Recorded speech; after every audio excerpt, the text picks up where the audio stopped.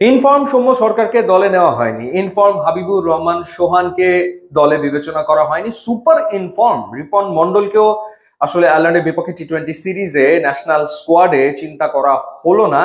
কারণ নির্বাচক গাজী আশরাফ লিপুর মতে তারা এখনো জাতীয় দলে খেলার যোগ্য না। অথচ এই হাবিবুর রহমান সোহান রাইজিং স্টার্স এশিয়া কাপে বাংলাদেশের পক্ষে সর্বোচ্চ রান করেছেন, 200-র উপরে রান করেছেন। আর রিপন মন্ডল তো টুর্নামেন্টের হাইয়েস্ট উইকেট টেকার ছিলেন।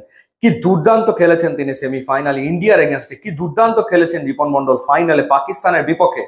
তারপরেও জাতীয় দলে তার আসলে জায়গা হলো না, কারণ গাজী আশরাফ লিপু আস্থা রেখেছেন পারভেজ হোসেন ইমন কিংবা জাকের আলী অনিকের উপরে।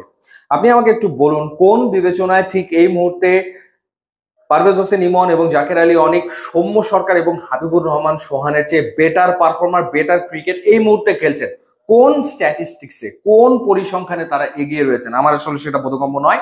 যাই হোক, ফলাফল যা হওয়ার তাই হয়েছে। আয়ারল্যান্ডের বিপক্ষে বাংলাদেশের ভরাডুবি ম্যাচটা বাংলাদেশ হেরেছে 39 রানে, 181 করেছিল 4 উইকেটে আয়ারল্যান্ড। এবং খেলা দেখে মনে হয়েছে মাইটি আইরিশদের বিপক্ষে বাংলাদেশ খেলতে নেমেছে, মানে এরকমই আসলে মনে হয়েছে।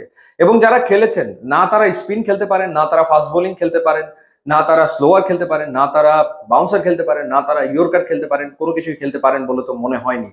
কারণ যেখানে যে উইকেটে, যে স্পোর্টিং উইকেটে 181 করলো আয়ারল্যান্ড, সেখানে বাংলাদেশ ব্যাট করতে নেমে পাওয়ার প্লেতে তুলেছে 4 উইকেট হারিয়ে 20 রান। খেলা তো ওখানেই শেষ, এই ম্যাচ কি আর জেতা সম্ভব? তারপরেও বাংলাদেশ 20 ওভার ব্যাটিং করেছে তাওহিদ হৃদয়ের কারণে। তাওহিদ হৃদয় তার ক্যারিয়ারের 5ম হাফ সেঞ্চুরি তুলেছেন এবং ক্যারিয়ার বেশ 83 রানের একটা ইনিংস খেলেছেন।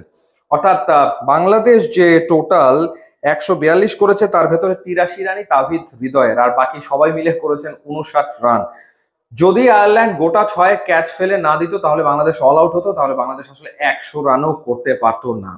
ওয়েস্ট ইন্ডিজের বিপক্ষে 3 ম্যাচে টি-20 সিরিজে বাংলাদেশ 2বার অল আউট হয়েছে এবং এইবার আয়ারল্যান্ডের বিপক্ষে 9 উইকেট পড়ে গেল। এই ম্যাচেও আসলে বাংলাদেশ অল আউটই হয়ে যেত।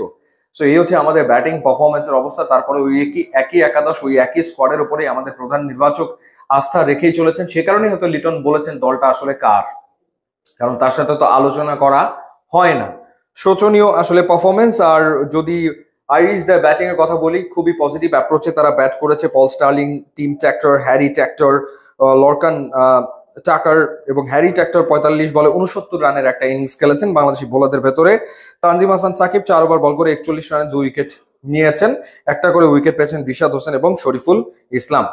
মূল ব্যর্থতার জায়গা ব্যাটিং। বারবার আসলে এই ব্যাটিং এ বাংলাদেশ কলাপস করছে এবং সবাই নির্বিকার। আসলে এখানে উন্নতি কিভাবে করে করতে হবে সেই ব্যাপারে কারো কোনো চিন্তা ভাবনা আছে সেটা নেই। এবং আরেকটা ব্যাপার ঘটেছে, সেটা হচ্ছে সাইফ হাসানের ব্যাটিং অর্ডারটা চেঞ্জ করে ফেলা হয়েছে। পারভেজ হোসেন ইমনকে খেলাতে গিয়ে ওপেনিং এ সাইফ হাসানকে আর নামানো হয়নি, তাকে নামিয়ে আনা হয়েছে 4 নম্বরে।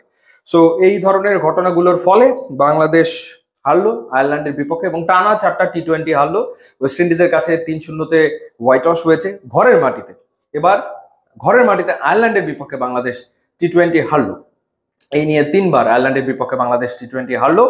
এবং সবচেয়ে ইন্টারেস্টিং ব্যাপার হচ্ছে যে কন্ডিশনটা, এত সুন্দর স্পোর্টিং উইকেট, এত সুন্দর বল ব্যাটে আসছিল, এরকম সুন্দর ব্যাটিং উইকেটে যেখানে অপোনেন্ট 181 করতে পারে, সেখানে বাংলাদেশ মুখ থুবড়ে পড়ে। কি শোচনীয় ব্যাটিং ব্যর্থতা, মানে এটা চিন্তাই করা যায় না।